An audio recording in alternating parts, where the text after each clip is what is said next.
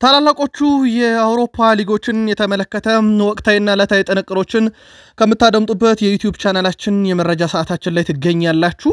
የአውሮፓ ሊጎች ተመልሰዋል። ስለዚህ በስፋት እናነሳለን። የቡድን ዜና የጥቂት የማይባሉ አሰልጣኞችም ጋዜጣዊ መግለጫ እጃችን ላይ ደርሷል። ልነግራችኋለን። ግን ዛሬ አስቀድመን በአገር ቤት የተወሰኑ መረጃዎችን ስላገኘን እነሱን ነው አስቀድመን የምናነሳው። ከዛ የአውሮፓ ትልቆቹን ክለቦች የተመለከተ ወቅታዊ ጥንቅሮችን እናነሳለን። በሪያል ማድሪድ በኩል የቡድን ዜና ይዘናል። የባርሴሎና ተጫዋች የሚለን ነገር አለ። ከወደ ጣሊያን የአውሮፓ እግር ኳስ ማህበር ቅጣት የሚጥልበትን ክለብ እናነሳለን። በከዋክብት ደረጃ ሮናልዶን የተመለከተ ሰፋ ያለ ጥንቅር ይዘናል። ዛሬ የአንድ የአሰልጣኝንም ሹመት እየሰማን ነው። ከዛ ውጪ የእንግሊዝ ጠቅላይ ሚኒስትር ወይም የዩናይትድ ኪንግደም ጠቅላይ ሚኒስትር የሆኑት ሰር ኬር ስታርመር አንድ ጋዜጣዊ መግለጫ ሰጥተዋል። ከእግር ኳስ ጋር የተያዘ ልናነሳው ስለወደድን በመረጃ ሰዓታችን ይዘናል። አብራችሁን ትቆያላችሁ። የፕሪሚየር ሊግ የመረጃ ሰዓታችን ላይ ሃላንድ ትንሽ ፈገግ የሚያደርግ ምላሽ ሰጥቷል። ጥያቄ ቀርቦለት ነው። ለጥያቄ የሰጠውን ምላሽ እናነሳዋለን በሲቲ የመረጃ ሰዓታችን ላይ። ዛሬ አነጋጋሪው ክለብና አሳዛኙ ክለብ ቼልሲ ነው። በጣም ትልልቅ የሚባሉ ሁለት መረጃዎችን አግኝተናል ከቼልሲ ጋር። በምሳ ሰዓት ጨዋታ ቅዳሜ ኖቲንግሃም ፎረስትን ሲቲ ግራውንድ ላይ የሚገጥመው ቡድን ለመሆኑ ምን ገጥሞት ነው ቼልሲ ዛሬ በመላው ሚዲያ ላይ መነጋገር የነበረው? ለቼልሲ ደጋፊዎች ተጨማሪ መረጃዎችን ይዘናል፣ በስፋት እናደርሳችኋለን። ትቆያላችሁ። ተጠባቂው የላንክሻየር ደርቢን ጨዋታ አስመልክቶም በምናነሳው መረጃ ላይ ያው ሊቨርፑል ቤት ሰፋ ያለ ቡድን ዜና እናነሳለን። በተለይም ስሎት ጋዜጣዊ መግለጫ ሰጥተዋል። አሁን ከጥቂት ደቂቃዎች በፊት ሙሉን ይዘነዋል። ስለ ቡድናቸው፣ ስለ ራሳቸው፣ ስለ ጉዳት በተለይም የሪያን ግራቨንበርክን ስትጠይቁን ነበር። ከዛ ውጪ ከዩናይትድ ጋር አያይዘው ስለ ተጋጣሚያቸው ማንቸስተር ዩናይትድ ብዙ ነገር ብለዋል። የቡድን ዜና በስፋት እናነሳለን። በሊቨርፑል በኩል የሊቨርፑል ደጋፊዎች እስከ ፕሮግራማችን ፍጻሜ ዛሬም ቆዩ እንላለን። የአርሰናል የመረጃ ሰዓታችንን ስናነሳም አርሰናል ከ1998-99 በኋላ አዲስ ክብረ ወሰን አስመዝግቧል። የራሳቸውን ክብረ ወሰን ያሻሻሉት ጠንካራውን ቡድን በምን መልኩ ሪከርድ እንዳሻሻለ እንነግራችኋለን። ከዛ ውጪ ከጉዳት ጋር በተያዘ በርካታ መረጃዎች ወጥተዋል። አሁን ከአርሰናል ጋር በተያዘ ለመሆኑ ኦዴጋርድ ከምን ደረሰ? ካይ ሃቨርዝ፣ ማርቲን ዙቤሜንዲ አልታየም በልምምር ላይ ግን ምላሽ ይዘናል። አርሰናል ደጋፊዎች ፉልሃምን መግጠም ለአርሰናልና ለቡካዮ ሳካ እንዴት ያለ አጋጣሚ ነው የሚለው እናነሳለን። ከዛ ውጪ በፕሪሚየር ሊግ ብዙ የማይረሱ ግቦች አሉ። አርሰናል ቤት አንድ ግብ ልናነሳ ግድ ብሎናል። ምክንያቱም የግቡ ባለቤት ያለው ነገር ስላለ ነው። ተጨማሪ መረጃዎችን ይዘናል። በዩናይትድ በኩል የቡድን ዜና እናነሳለን። ከግብ ጠባቂው ሴላን መንስ ጀምረን የሩበን አሞሪም ቡድን እንደ ቡድን እናነሳለን። ከሳቸው ጋር ችግር አለ ወይ በተባለባቸው ኮቢ ሜይኖ እንደዚሁም የኋላ ተከላካዩ ሌኒየሮም የተመለከተ መረጃ ይዘናል። ሩኒ ለቀድሞ ተጫዋች ምላሽ ሰጥቷል። በተለይም ከዩናይትድ ጋር በተያያዘ ማለት ነው። ሰፋ ያለ መረጃዎችን እንያዝ ነው። ዛሬም እንደ ሁልጊዜው እስከ ፕሮግራማችን ፍጻሜ ቆዩ። ላይክ፣ ሰብስክራይብ፣ ሼር አድርጉን። ሐሳብ አስተያየታችሁን በሐሳብ መስጫ ሳጥናችን ላይ ላኩልን። ከኛ ጋር ስለምትሆኑ እኛ በጣም ደስተኞች ነን። እኛም ለእናንተ ውድ አድማጮቻችን መረጃዎቻችንን ማድረሳችንን ጀመርን። ይህ ትውልድ ማሳካት ይችላል እያሉ ነው አቶ ባህሩ ጥላሁን። ከ14 ዓመት በኋላ ታሪክ መቀየር እንፈልጋለን ያሉት ደግሞ አሰልጣኝ ዮሴፍ ገብረወልድ ናቸው።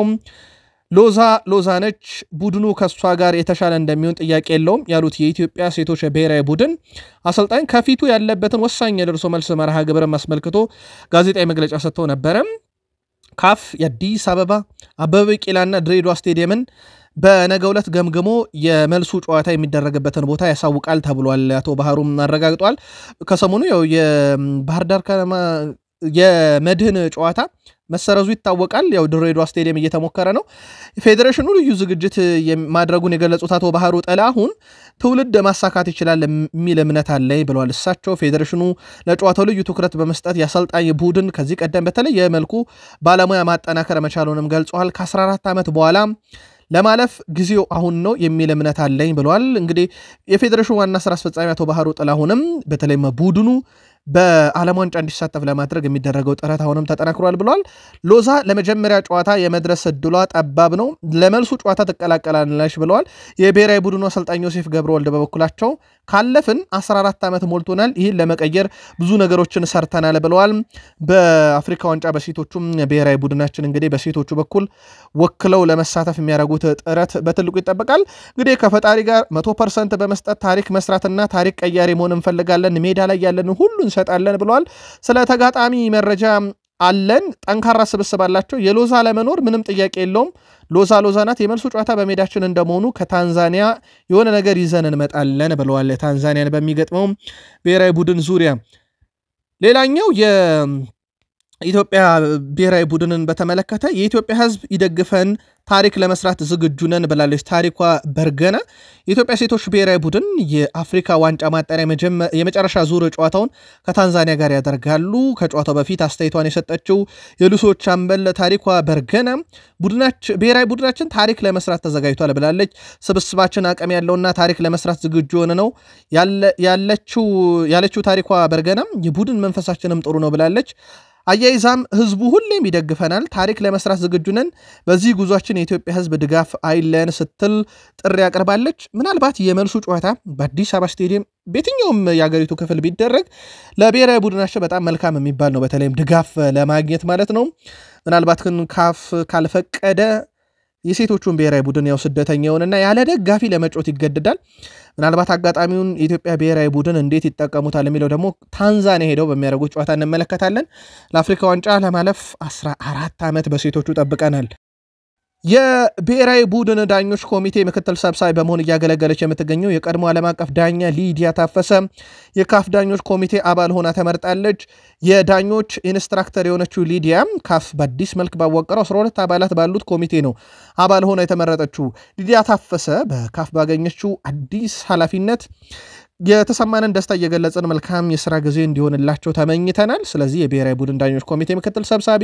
በመሆን የምታገለግለው የቀድሞ ዓለም አቀፍ ዳኛ ሊዲያ በዛሬው ዕለት ከካፍ ከበድ ያለ ስልጣን አግኝታለች ወደ አውሮፓ እንሻገር ውድ ቤተሰቦቻችን ሊጎች ተመልሰዋል ያው በትልቁ በአውሮፓ ዙሪያ የሚጠበቀው ተወዳጁ የእንግሊዝ ፕሪሚየር ሊግ ነው ቅዳሜ 8:30 ሲል ኖቲንግሃም ፎረስትም ከቼልሲ ያገናኛል ኦፕታ ቅድመ ግምቱን ለቼልሲ ሰጥቷል 48.1 በመቶ የሚሆነውን ከዛ 11 ሰዓት ሲል ደግሞ በርከት ያሉ ጨዋታዎች አሉ ብራይተን ከኒካስል ቅድመ ግምት ለባለሜዳው ብራይተን ኤንድ ሆቭ አልቢዮን አሜክስ ላይ ነው ጨዋታው በርንሌ ከሊድስ ዩናይትድ ጨዋታቸውን ያረጋሉ ታርፍ ሞር ላይ 41 በመቶ ለበርንሌ ተሰጥቷል ክሪስታል ፓላስ ሴልኸርስት ፓርክ ላይ በርንማውዝን ይገጥማል 53.7 በመቶ ኦፕታ ቅድመ ግምቱን ለክሪስታል ፓላስ ሰጥቷል ማንቸስተር ሲቲ ከኤቨርተን ኢትሃድ ስቴዲየም ላይ 11 ሰዓት ሲል የሚጀምር ጨዋታ ነው ቅድመ ግምት 65.9 በመቶ ለማንቸስተር ሲቲ ተሰጥቷል ሰንደርላንድ ስቴዲየም ኦፍ ላይት ላይ 40.4 በመቶ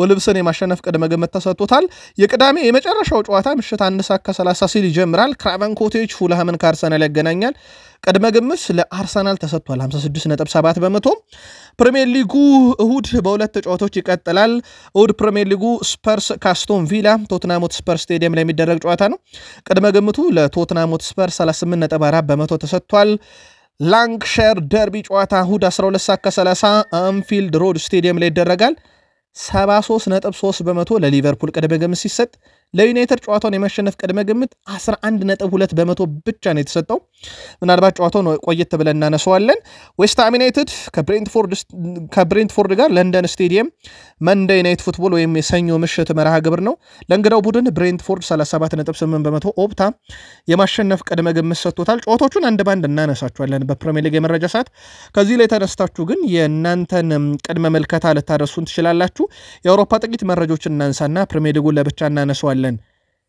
የዘንድሮ ላሊጋ ከአምናው ለየት የሚያደርገው ነገር ማድሪድ ተጠናክሮ መጥቶበታል አምና ባርሴሎና በብዙ መንገድ የቀለለው ሊግ ይመስል ነበር አሁን ግን ሪያል ማድሪድ ጠንክሮ መጥቷል ኦፕታም ማሻሻያ ያደርጓል እንደ ጅማሩ አይደለም ካስታውሳችሁ መጀመሪያ አካባቢ ከ60% በላይ የማሸነፍ ቅድመ ግምት ተሰጥቶት የነበረው ለባርሴሎና ነው አሁን ሪያል ማድሪድ 54 በመቶ አካባቢ የማሸነፍ ቅድመ ግምት ሲሰጠው ባርሴሎና ወደ 39 በመቶ የማሸነፍ ቅድመ ግምት ተሰጥቶታል አትሌቲኮ ማድሪድ ሶስተኛ ነው የተቀመጠው ኦልሞስት 4 በመቶ አካባቢ ነው ለአትሌቲኮ ማድሪድ ዘንድሮ ዋንጫውን የማሸነፍ ንጻሬ የተቀመጠለት ቪላሪያል ሪያል ቤቲስ አትሌቲኮ ቤልባኦ ኤልቼ ኦሳሱና ራዮ ቫልካኖ እያለ ይቀጥላል ግን ዘንድሮ ይሄ እስከዚህ ሳምንት ድረስ ባለው ማለት ነው ሪያል ማድሪድ ቅድመ ግምት ተሰጥቶታል ያው በየሳምንቱ አፕዴት ስለሚሆን ሊቀያየር ይችላል ግን ሙር ባርሴሎና እና ሪያል ማድሪድ ላይ ትኩረት ያደረገ ነው ኬሊያን ምባፔ አሁንም ህመም እንዳለበት ተረጋግጧል የፈረንሳዩ ጋዜጣ ሌኪፕ የጉልበት ህመም እንዳለበት አረጋግጧል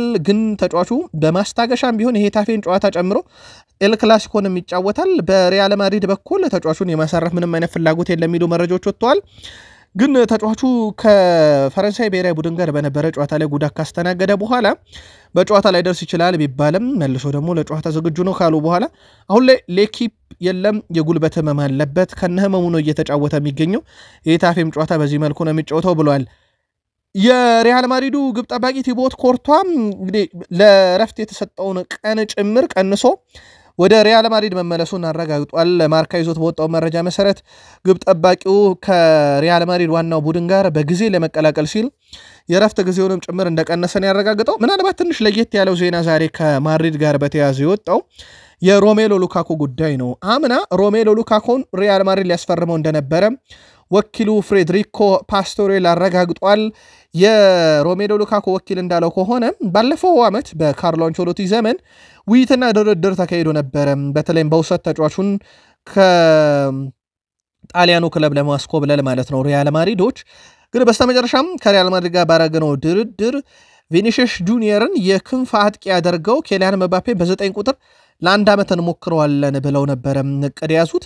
በዛም መሰረት ያው ኬሊያን መባፔን ሞከሩት። ዘንድሮም ያው በሱ እየተጫወቱ እንደሆነ ይታወቃል። ካርሎ አንቸሎቲ እንግዲህ ፈልገው ነበረ ብሏል ሮሜሎ ሉካኮን። በስተመጨረሻም ግን በኬሊያን መባፔን ሞክር በሚል በዛ ምክንያት ነው ዝውውሩ የቀረው የሚል ዘገባን ዛሬ ይዞቷል። ፋብሪዚዮ ሮማኖ መረጃውን አጋርቶታል። ገና ምርጥ ብቃቴ ላይ አልደረስኩም እያለ ነው ማርከስ ራሽፎርድ። የባርሴሎናው እንግሊዛዊ የፊት መስመር ተጫዋች ማርከስ ራሽፎርድ ባርሴሎና መቀላቀል ራሱን እንዲያድስ እንደረዳው ነው እየተናገረ የሚገኘው። ጥሩ ቦታ ላይ ነኝ፣ ነገር ግን አሁንም ሙሉ አቅሜ ላይ አልደረስኩም ያለው ራሽፎርድ ባርሴሎና መቀላቀሌ አድሶኛል፣ ሁሉንም መርሳት አስፈልጎ ነበር ብሏል። አሁን ላይ የባርሴሎና ከፍተኛ ግብ አግቢና ሲስተም ያድራጊው ተጫዋች በመሆኔ አላስገረመኝም፣ ወደ ጥሩ ነገር ገና እየቀረብኩ ነው ብሏል ራሽፎርድ።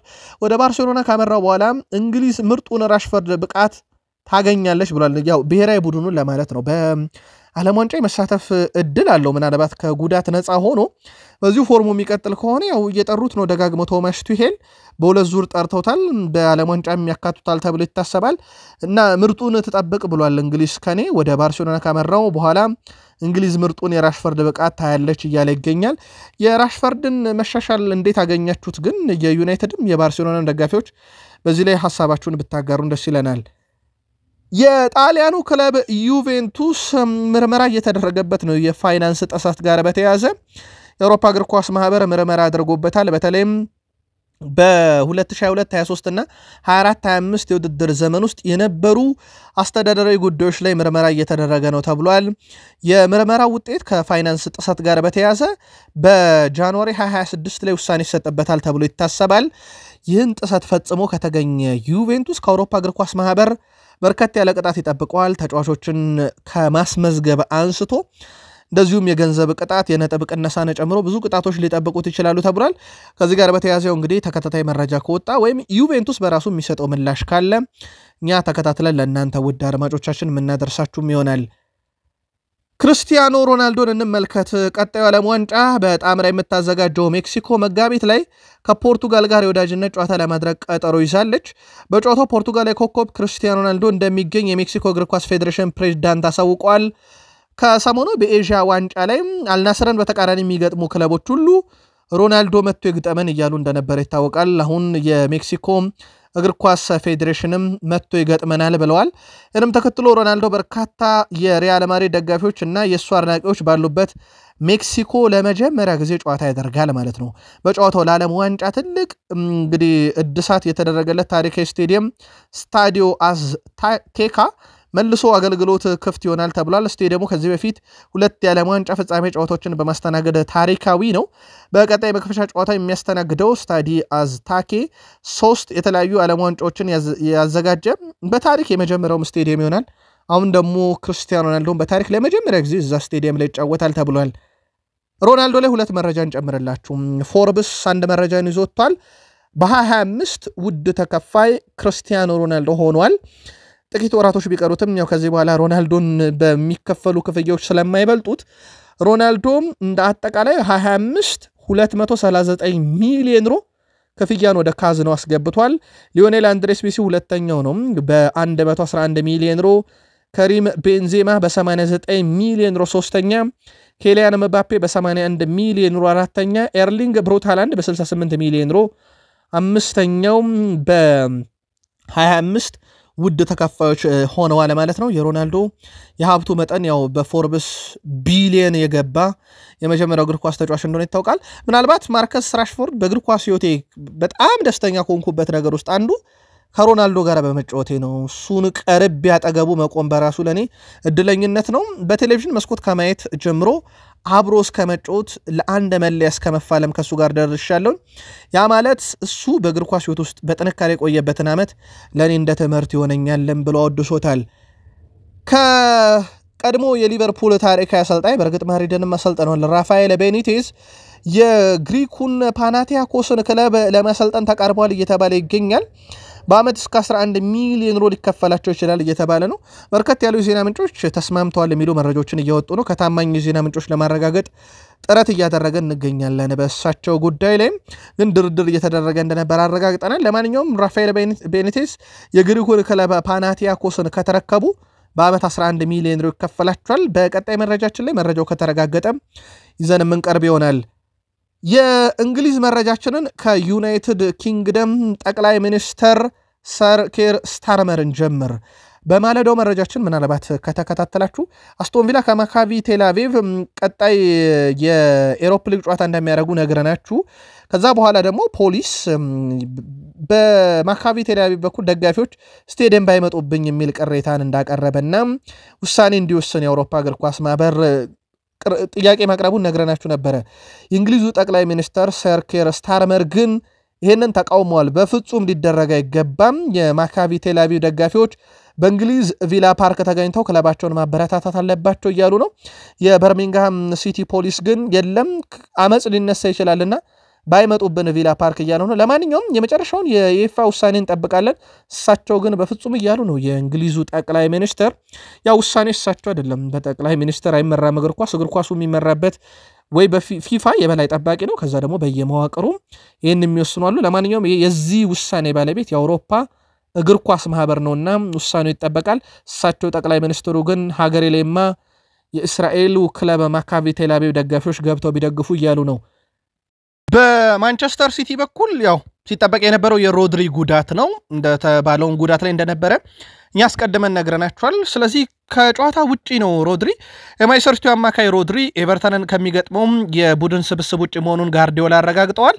ሮድሪ ለጨዋታው ዝግጁ አይደለም፣ መች ብቁ እንደሚሆን አላውቅም ያሉት ጋርዲዮላ ግን በሌላ በኩል መርሙሽ እና አይት ኑሪ ልምምድ መስራታቸውም እየተሻሻሉ መሆናቸውን ያሳያል። ስለዚህ ሜዳ ለመመለስ በጣም የቀረቡት እነሱ ናቸው ብለዋል። ማቴዮ ኮቫቺች በበኩሉ ለጨዋታው ዝግጁ መሆኑን አሰልጣኝ ጋርዲዮላ አረጋግጠዋል። ሲቲ ያው ከአምና ካስታወሳችሁ በዚህ ሰሞን አካባቢ ነበረ ማንቸስተር ሲቲ ከአርሰናል ባደረጉት ጨዋታ ላይ ጉዳት አስተናግዶ ከዛ በኋላ የሮድሪ ህይወት ከጉዳት ጋር ብዙ ቁርኝት ያለው ሆኗል። ከባሎን ዶር ምሽት በኋላ ደግሞ ለሲቲ ብዙ ጨዋታ እያደረገ አይደለም። ዘንድሮ በብዙ ተጠብቆ ነበረ ከጉዳት ነፃ ሆኖ ቡድኑን ያገለግላል ተብሎ ግን እንደታሰበው አልሆነም። ለማንኛውም የሮድሪም ነገር አሁንም ተመልሶ ጉዳት ሆኗል። ስለዚህ በቅዳሜው የኤቨርተን ጨዋታ ላይ ሮድሪን አያገኝም፣ ቀሪዎቹ ግን ተመልሰውለታል። ኤርሊንግ ብሮት ሃላንድ የሲቲው አጥቂ በማህበራዊ ትስስር ገጽ ላይ የመለሳት መልስ አሁን በርካቶች ዘንድ እየተቀባበሏት ይገኛሉ። በነገራችን ላይ ጥያቄው የመጣው ከማህበራዊ ትስስር ገጹ ላይ አንድ ነገር እያጨሰ ይለጥፋል። አንድ ሰው ለመሆኑ ኤርሊንግ ብሮት ሃላንድ ምንድነው የምታጨሰው ብሎ ይጠይቀዋል። ሃላንድ የመለሰው መልስ ነው ትንሽ ፈገግ የሚያደርገው፣ ጎል እያጨስኩኝ ነው ብሏል። በዚህ ዓመት በነገራችን ላይ ያስቆጠራቸው የግብ ብዛቶች ከፍተኛ የሱ ነው። በአውሮፓ ዙሪያ የሱን ያክል ግብ ያስቆጠረ የለም በብሔራዊ ቡድን ሲደመር በሲቲ። በማለዳው መረጃችን ያው ከክፍት ጨዋታ በአውሮፓ ታላላቆቹ ሊጎች ውስጥ በርካታ ግብ ያስቆጠረው እሱ ነው። 9 ያለው ኬሊያን ምባፔ 7፣ ኬን 6፣ ፑሊሲች እና ግሮይስ 4 እንዳላቸው ነግረናችሁ ነበር ከሁስኮርድ ላይ መረጃውን ወስደን።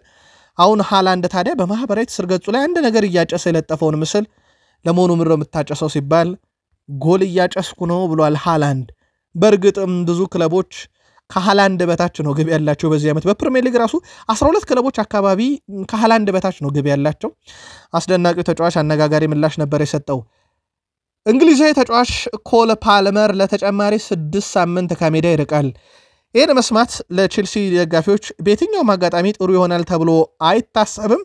በነገራችን ላይ ለተጨማሪ ወራት ነው እንግዲህ ጉዳቱ የቀጠለው የለም ተከትሎ ፓልመር ቼልሲ ከባርሴሎና የሚያደርጉት የሻምፒዮንስ ሊግ ጨዋታ እንደሚያመልጠው 100% ተረጋግጧል በቡድን ውስጥ አሁን ያለው የጉዳት መጠን ፓልመር ብቻ ብሎ አይቆም ውድ ቤተሰቦቻችን ሌላም ተጨማሪ ጉዳቶች አሉ ግን ፓልመር ላይ እንቆይና ቼልሲ ፓልመርን በዚህ ዓመት ያው በግልጋሎት ደረጃ በጣም አጭር ጊዜ ነው ያገኘው ፓልመርን ተክቶ በቼልሲ ፋኩንዶ ቦናኖንቴ ወይስ ኤስታቪዮ ዊሊያን ማንን ታስቀድማላችሁ ቡድኑስ በስኳድ ዴብዝ ደረጃ ፓልመርን መተካት የሚችልበት አቋም ላይ ደርሷል የቼልሲ ደጋፊዎች መልካታችሁን አድርሱን አሊያስ ጥር ላይ ተጫዋች መምጣት አለበት መልካታችሁን አድርሱን ሌላኛው ዛሬ ቼልሲ ቤት የሰማነው ደግሞ ጉዳት ባድሻሊ ነው በጡንቻ ጉዳት ምክንያት እስከ ታህሳስ ወር ወደ ሜዳ አይመጣም ያ ማለት በ2026 ጥር በኋላ ነው ለቼልሲ ጨዋታ የሚያደርገው ማለት ነው ይሄ ለቼልሲ ሌላ በጣም አሳዛኙ የዛሬ መረጃ ነው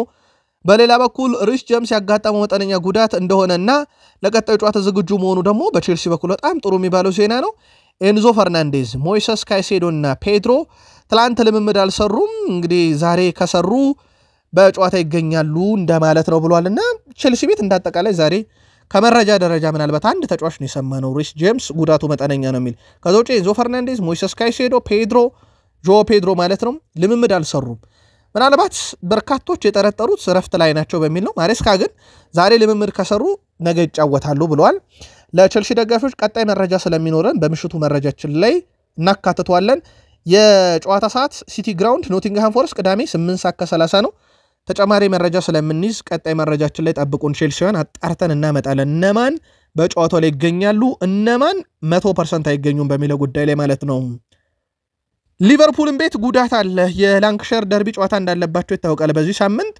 ብራዚል የሊቨርፑል ግብ ጠባቂ አሊሰን ቤከር ከሁዱ የማንቸስተር ዩናይትድ ጨዋታ ውጪ መሆኑ 100% ተረጋግጧል በሌላ በኩል የማን ሜዳ ተጫዋች ሪያን ግራቨንበርክ ለጨዋታ ብቁ መሆኑን አሰልጣኙ አረጋግጧል በርከት ያሉ የሊቨርፑል ደጋፊዎች ይህን ጉዳይ አጣራለን እያላችሁ ነበርም ያው ማረጋገጫ አግኝተንበታል ኢብራሂማ ኮናቴም ለጨዋታው ዝግጁ ነው ሊቨርፑል እሁድ ምሽት 12:30 ከዩናይትድ ጋር በሚያደርገው ጨዋታ ከቋሚ 11 ውስጥ አሊሰን ቤከር 100% አይገኝም ቀሪዎቹ ተጫዋቾች ግን ከጉዳት ነፃ ናቸው በአሰልጣኙ በኩል የተሰጡ መግለጫዎችን እንመልከት የሊቨርፑል ዋና አሰልጣኝ አርኔ ስሎት ቡድናቸው ለደረሰበት 3 ተከታታይ ሽንፈት እሁድ ዩናይትድ ላይ ሂሳብ እናወራረዳለን ብለዋል እሳቸው የተጋጣሚው ማንነት ለውጥ አይመጣም ብለዋል አሁን ካለብን ችግር አንፃር ወይም ደግሞ ይሄ ከመጣንበት የውጤት ቀውስ አንፃር ተጋጣሚያችን ማንነትን አናይም እኛ የምንፈልገው ድል ብቻ ነው ብለዋል አርኔ ስሎት የሊቨርፑል ማሊያ ለብሰ 3 ተከታታይ ጨዋታ ከተሸነፍክ የምትገጥመው ቡድን ማንንም ይሁን ማንንም ምላሽ መስጠት አለብህ ያሉ ነው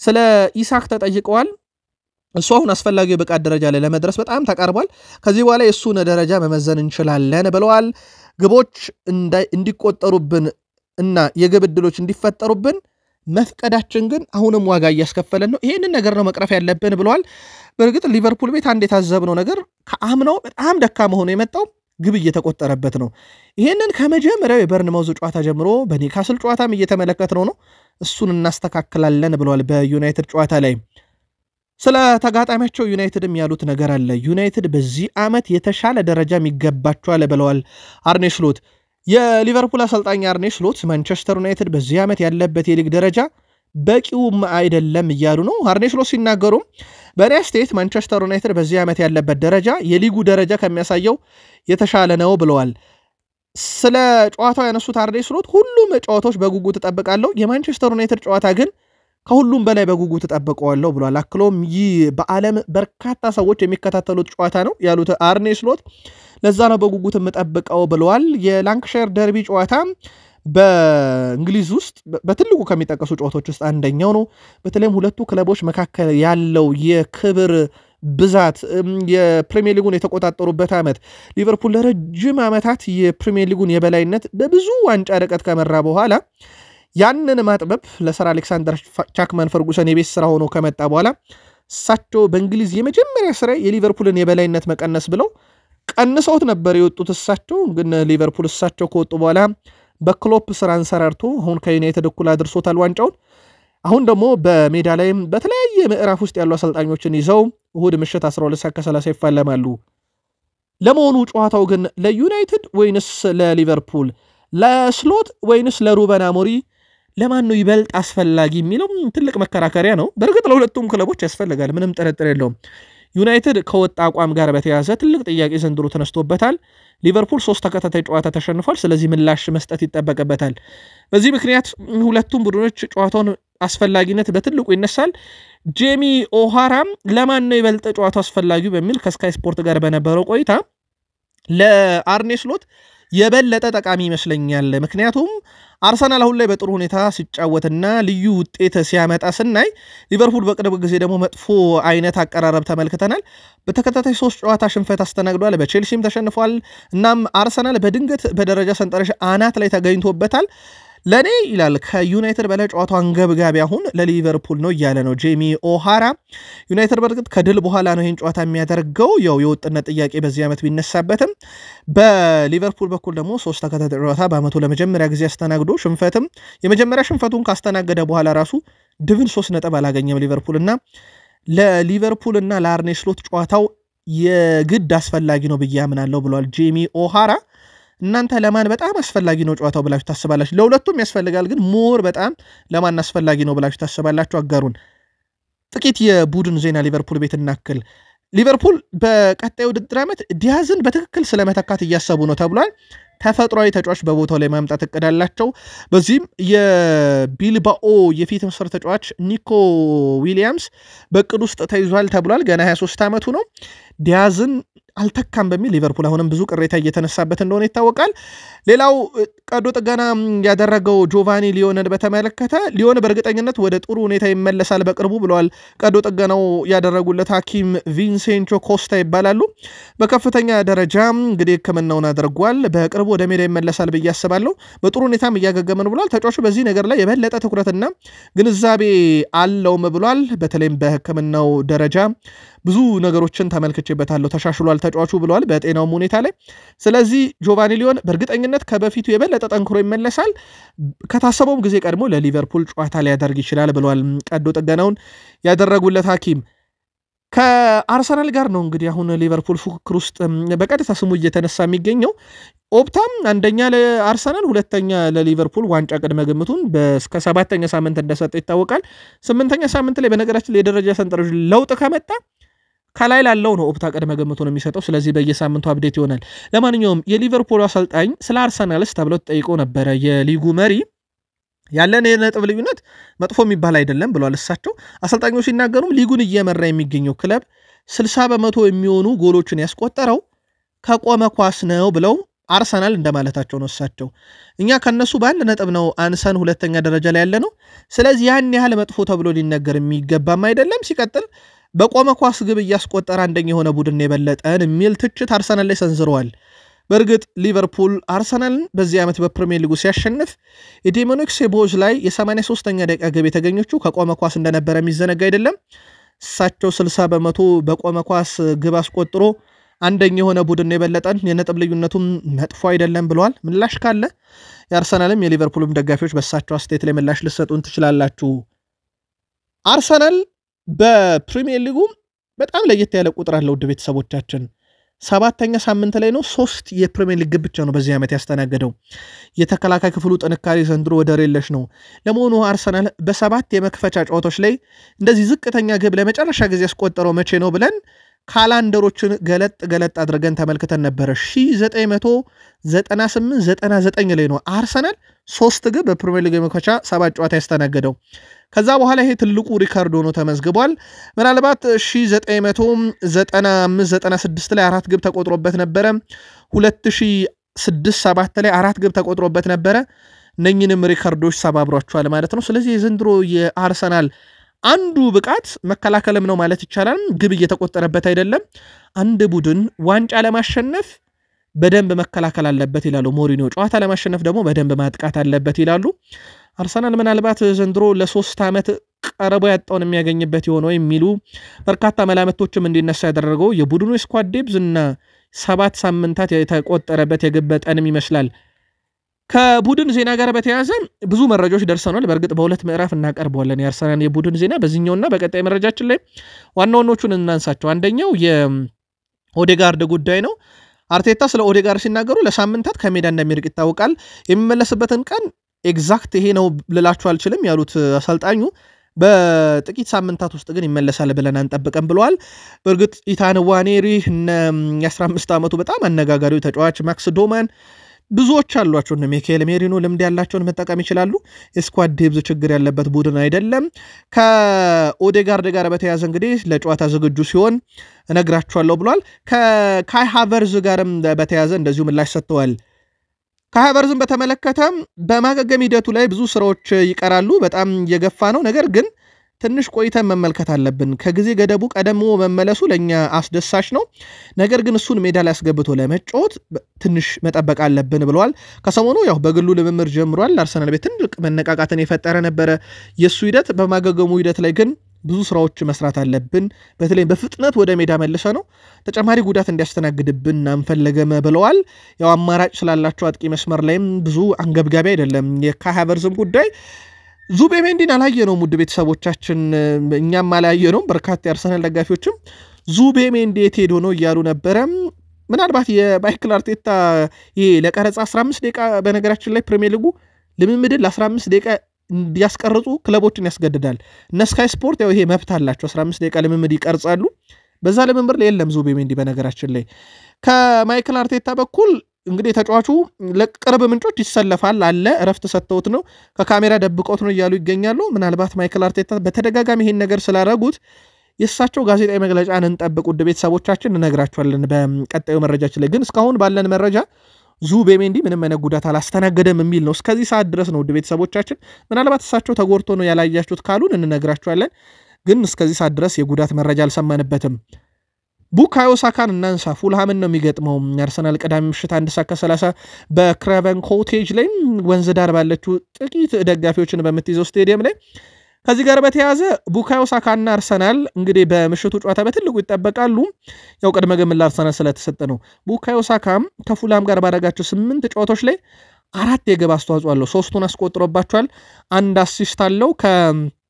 ጉዳት ካገገመ በኋላ በጥሩ ፎርም ላይ ይገኛል። ሳካ በትልቁ በጨዋታው ላይ ውጤት ቀያሪ ተጫዋች ይሆናል ተብሎ ይጠበቃል። በአርሰናል በኩል ያው ማዱኬ የለም። ስለዚህ ሳካ እንግዲህ ብቸኛው በቦታው ላይ በአርሰናል በትልቁ የሚጠበቀው ነው። ምናልባት ማክስ ዶማን አሊያም ኢታን ዋኔሪን በሳካ በኩል የብቃት መውረድ አሊያም ድካም ካዩ ቀይረው ማስገባት የሚችሉበት አማራጭ አለ። በፕሪሚየር ሊግ ብዙ ምርጥ ግቦችን አይተናል። ላብነት ያክል ኦሊቬ ዥሩ ከክሪስታል ፓላስ ጋር ያስቆጠረ ስኮርፒዮን ኪክ ግብ ብዙዎች ያስታውሷታል። በተለይም አርሰናል ግቡ እስኪቆጠር የመጣበት ቢውልድ አፕ በራሱ ቀላል አልነበረም። ብዙ ቅብብሎች የነበሩት ፈጣን ትራንዚሽን የነበረው ከፓላስ የማጥቃት ቀጠና ውስጥ ነው ኳሱን አርሰናል ተከላካዮች አውጥተው በስተመጨረሻም አሌክሲስ ሳንቼዝ ጋር ደረሰች። በጣም ቆንጆ ክሮስ ነበር ሳጥን ውስጥ ያደረገለት። ኦሊቬ ዥሩ ደግሞ በጣም አስገራሚ ስኮርፒዮን ኪክ ጎል አስቆጠረ። ብረቱንም መታ ነበር የገባችው። በእርግጥ ከዛ በኋላ ሄነሪክ ሚኬታሪያንም እንደዛች አይነት ግብ አስቆጥሮ ነበር። ምናልባት በወቅቱ ቫር ቢኖር የሚኬታሪያን ግብ አትጸድቅም ነበረ። ግን ሌላ በጣም የተቆጠረች አስደናቂ ግብ ነበረች። ለማንኛውም በህይወት ዘመኔ ካስቆጠርኩት ግብ ሁሉ ይላል ኦሊቬ ዥሩ ቺን የስኮርፒዮን ኪክ ግብ አረሳትም ብሏል። የእናንተ ምርጡ ግብ ካለ ከዚህ የተለየ ልትነግሩን ትችላላችሁ። ዩናይትድ ቤት ደረስን። ዩናይትድ የላንክሸር ደርቢ ጨዋታ አለበት። በተከታታይ መረጃ እናመጣለን ብለን ቃል ስለገባን ከዚህ ጨዋታ ጋር ያይዘን የተወሰኑ መረጃዎችን በማንሳት እንጀምር። የዩናይትድን መረጃ ማንቸስተር ዩናይትድ በዚህ ውድድር ዓመት በፕሪሚየር ሊጉ ከክፍት ጨዋታ ብዙ የግብ ዕድሎችን በመፍጠር የሚበለጠው በእሁዱ ተጋጣሚው ሊቨርፑል ብቻ ነው። ሊቨርፑል በክፍት ጨዋታ 71 የግብ ዕድሎችን ፈጥሯል። ዩናይትድ 68 አለው። በርንማውዝ 59 እያለ ይቀጥላል። ዘንድሮ ዩናይትድ በነገራችን ላይ ለየት የሚያደርገው ነገር የአስቆጠረው ግብ መጠን ይነስና ደረጃ ሰንጠረዡ ላይም ከቢግ ሲክስ ያውጣው እንጂ በፕሪሚየር ሊጉ የዩናይትድን ያክል ለግብ በጣም የቀረበ ሙከራ ያደረገ ክለብ የለም። ከክፍት ጨዋታ በርካታ ዕድል በመፍጠር በሊቨርፑል ብቻ ይበለጣል። ይሄ ብዙ ፊት መስመር ላይ ያሉ ጠራቶችን መደርደሪያ ካየን ዩናይትድ ይሄ ግቦችን ከማስቆጠር ውጪ በሌሎቹ ላይ በጣም የተሻለ ነው። ወይ አንደኛ ወይ ሁለተኛ ነው የሚገኘው። ሩበን አሞሪም ቡድኑን በብዙ ቀይረውታል። ምናልባት አንድ ጥያቄ የሚነሳው ዩናይትድ ለምን ግብ ያስቆጠር የሚል ነው። በሊቨርፑል ጨዋታን ይፈቱታል ወይ? ሁለቱ በፕሪሚየር ሊጉ ከክፍት ጨዋታ በርካታ ግብ ዕድል የፈጠሩ ሁለት ክለቦች ዩናይትድ እና ሊቨርፑል የሚያደርጉት ጨዋታ ነው። ሌላ የሚነሳው ነገር አለ። በእርግጥ በአድማጭ ተመልካቾቻችንም ይሄ ጥያቄ መጥቶልናል። የግል ጸቡ ምንድነው በኮቢ ሜኖ እና በሩበን አሞሪም መካከል የሚል ነው። ማንቸስተር ኢቭኒንግ ሚረር ስፖርት ጨምሮ ከዚህ ጋር በተያያዘ የግል ችግሩ ግልጽ አይደለም ይላሉ። ነገር ግን እንደ ምክንያት የተነሳው ያው ሌጀንዶች ናቸው። ሩበን አሞሪም እንዴት ይሄን የመሰለ ብቃት ያለውን ኮቢ ሜይኖን አያሰልፈውም? ችግሩ የታክቲክ አይደለም። ይሄ ሌጀንዶች ናቸው የሚሉት ችግሩ የታክቲክ አይደለም። ምክንያቱም ኮቢ ሜይኖ ለየትኛውም ታክቲክ ተስማሚ ተጫዋች ነው።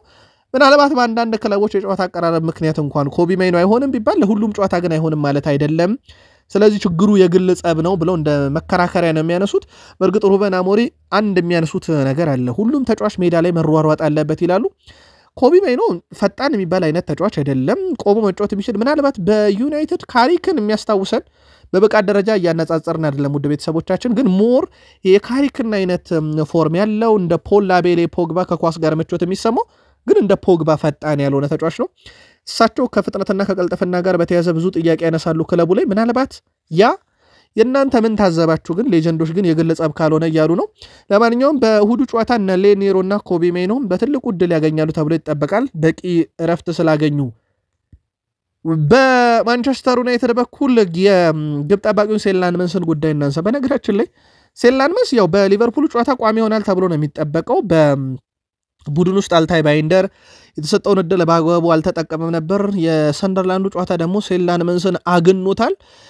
በነገራችን ላይ ሴላንመንስ እግር ኳስን ሲጀምር አጥቂ ነበረ። ስለዚህ ሜቢ የአጥቂ ባህሪዎችን በደንብ ያውቃል ተብሎ ይታሰባል። በ10 ዓመት ዕድሜው ሲደርስ ግብ ጠባቂ ሆነ።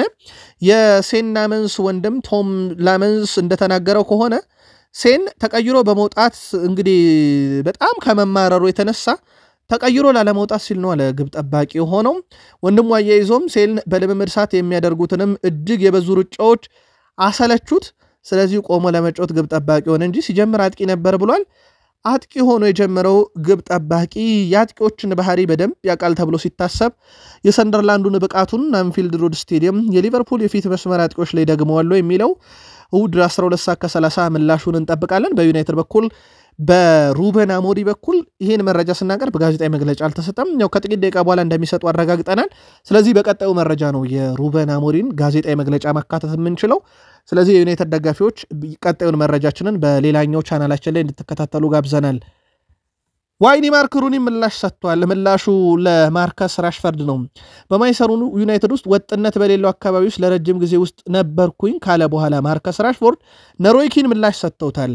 አካባቢው ትክክል አልነበረም ብዬ አስባለሁ ያለው ዋይኒ ማርክ ሩኒ ትክክል አይደለም ብዬ የማስበው ግን ትክክል ላልነበሩ ተጫዋቾች ነው ይላል ዋይኒ ማርክ ሩኒ። ጥሩ እየተጫወትክ ካልሆነ አካባቢው ለአንተ አይመችም። ምክንያቱም ጥሩ የሆንክበትን አካባቢ ነው ሁሌም ጥሩ የምትለው። እናም እሱ ጥሩ እስካልተጫወተ ድረስ አካባቢው ጥሩ ሊሆን አይችልም ያለው ዋይኒ ማርክ ሩኒ ሜዳ ላይ የተሰጠን ዕድል በአግባቡ ካልተጠቀምክ፣ ሜዳ ላይም በትክክል ብቃትን ካላሳየ ስለ ጥሩነቱ ልታወራ አትችልም ብሏል ዋይኒ ማርክ ሩኒ። ዶም ከሰሞኑ ሮይ ኪን ይመስለኛል ማርከስ ራሽፎርድ በዩናይትድ ቦታውን የገዛው ነበረ የሚመስለው። ምንም አይነት ተነሳሽነት አልነበረውም። ሁሌ እንደሚሰለፍ እርግጠኛ ስለነበረ ብዙ ተነሳሽነት አልነበረውም። ያ እሱንም ቡድኑንም ጎርቶታል ካለ በኋላ በባርሴሎና ቤት ግን ልክ እንደተከራይ ነው ቦታውን ላለማጣት ሲል እየተፋለመ ነው ብሎ እንደታቸው ይታወቃል። ከሰሞኑ በራሽፈርድ ጉዳይ የዩናይትድ ሌጀንዶች ብዙ እየተወያዩበት እንደነበረ ይታወቃል። ለማንኛውም ከጥቂት ደቂቆች በኋላ ተጨማሪ መረጃ በአሰልጣኞች ጋዜጣዊ መግለጫ ላይ ዘንድ ስለምንመጣ ጠብቁን። አበቃንኛ አሁን